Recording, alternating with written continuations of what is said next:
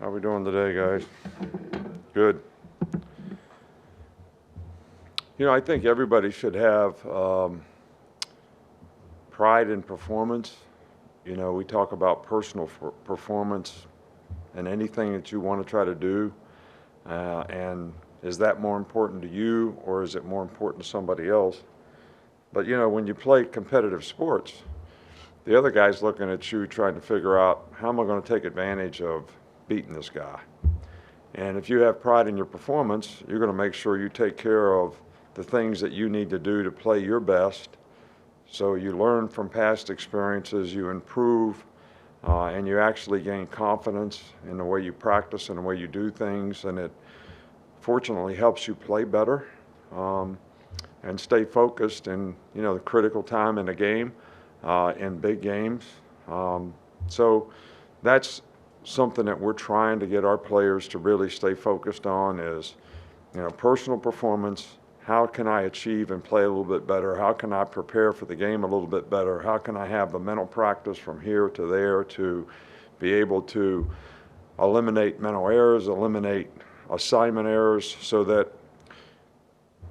nobody's going to be able to come in and say, we were able to take advantage of this particular person so that you can have success. So, that's really important. I think atmosphere and environment in this game, fans, their energy and enthusiasm really can have an impact on a game like this. You impact the offense, their ability to check, their ability to communicate, sometimes get the snap count right. So I think the fans being in this game can, create not only positive energy for our team, which we certainly appreciate, and I know the players appreciate, but also make it more difficult for the other team to operate, when they have the ball. So I think, that energy and enthusiasm is really important too. So in Austin, look, you didn't ask a bad question the other night. I just didn't answer it very well. And, when a guy plays well in a game at any position, it should help his confidence and it should help him perform better in the future. But I do think that every player, has to understand that just because I played well, I still want to try to improve the few things that I could have done better. And I think if a person keeps that mindset, then they're always improving, all right, because you're never satisfied and you're always trying to do better. And you don't let complacency creep into your game. And that certainly hasn't happened with Jalen. So, hopefully the confidence that he gained in this game will certainly help him to continue to play, better and better in the future. That's what we hope for as coaches. That's what we try to encourage him to do. So, and that should have been my answer the other night. Start with Nick. What stands out about Texas's offensive line and what they do up front? Well, first of all, they got a really, really good scheme in terms of, the way they try to run the ball. They try to formation you, the motions that they use, the formations that they use. And, their offensive line does a good job of getting a hat on a hat.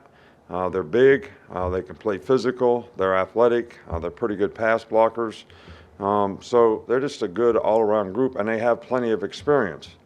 So, I think this is one of the better offensive teams personnel-wise and scheme-wise, and the way they're coached to play and execute of anyone that, we'll see this year. Go up front here with Kennington.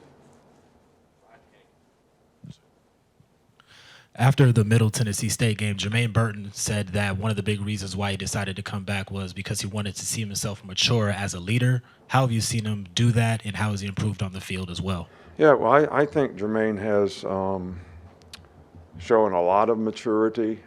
And, I think the big thing we've tried to emphasize with all of our players and with Jermaine as well, who you are off the field sort of carries over into who you are on the field. So if you can be responsible and accountable to do things off the field, whether it's go to class, see a tutor, whatever it is, then that's going to create the right habits for you to do the right thing on the field.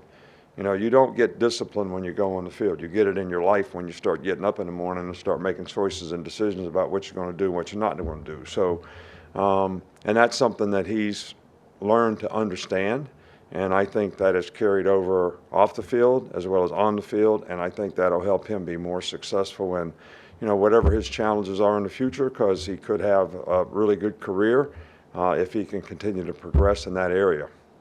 Charlie? Flipping to the other side of the ball, he asked about Texas's offensive line. What stands out about their defensive front and the group? Well, the two inside guys are really, really good. Strong, powerful, athletic, can pass rush, really hard to block. Don't give up a lot of movement inside, which makes it difficult to run.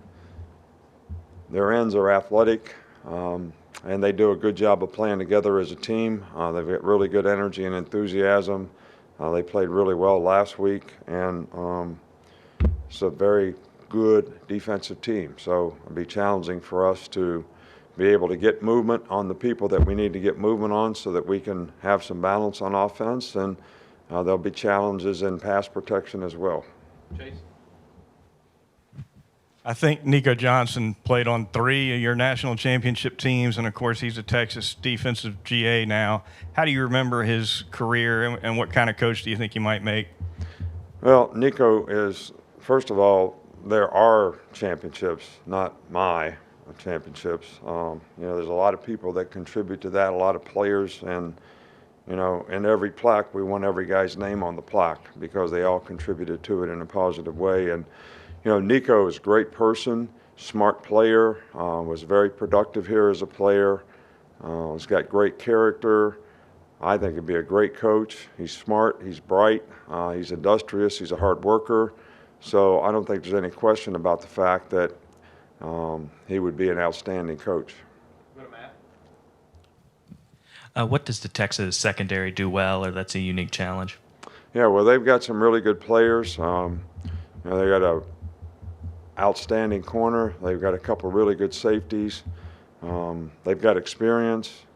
These guys are fast reactors. They can play man-to-man. They can cover you. They tackle well. They can play the ball. And they're good man-to-man players. So, those 3 factors in the secondary are always things you look for to really have a successful unit. And it's going to be a challenge for us to be able to beat man-to-man and to be able to take advantage of things in the passing game. I mean, the challenge is you got to protect, you got to be able to get open, and you got to be able to throw the ball accurately when it all happens. So that's what we're focused on, trying to get our guys to be able to do. Austin? Yeah, Coach, you had Steve Sarkisian on your staff twice here, once as an analyst, once as offensive coordinator. What do you think he does so well as an offensive mind? Well, I think Sark is one of the best coaches, we've ever been around when it comes to offense. He's got a great disposition with the players. He's a really good teacher.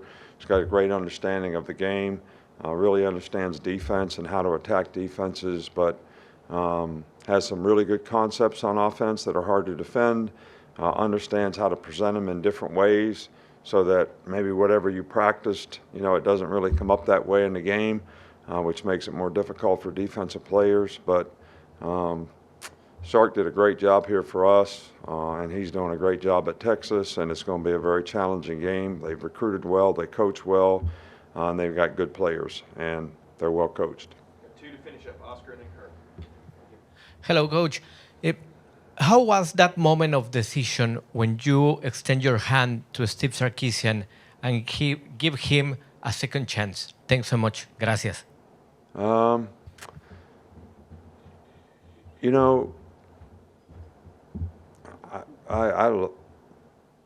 like giving people second chances. I think if their willingness to try to do the right things and whatever their mistakes were, they're trying to fix it and look for an opportunity. And geez, when Sark was here the first time, he did such a good job. There was no question about the fact that we'd love to have him back a second time. He represented the program well. He's first class in every way. So I'm glad that I gave him a second chance. I'm glad that he came here as, whether it was an analyst or whatever, proved that he could do a good job. And you know, went on to Atlanta to be the coordinator and, you know, came back here to be the coordinator. So, did great. One last one with Kirk. Yes, Coach, we hear this a lot when you're coaching against someone that's been here, like Sark, about the advantage that that coach may have. And I wonder if if that's a two-way street, that it's some advantage to you to coach against someone that's been on your staff, or two, and more likely, I think, that it never comes Well, up in I guess the preparation question or would games. be is, does somebody else know more about what we know than what they know? I mean, yeah, is it an advantage to the other guy that he knows what we do? But we also know what they do. So I don't know how you put that on a scale and say that it's more advantageous to one person than the other. You know, we always try to focus on what we got to do with our players, try to get them to play good and not really worry too much about, you know, the other guys. But, you know, there could be some terminology things that if you don't change it up, they might be able to take advantage of. And I think we're aware of those things and trying to make sure that we don't give them any advantages. But I think it kind of goes both ways. Thanks, Coach. All right, thank you.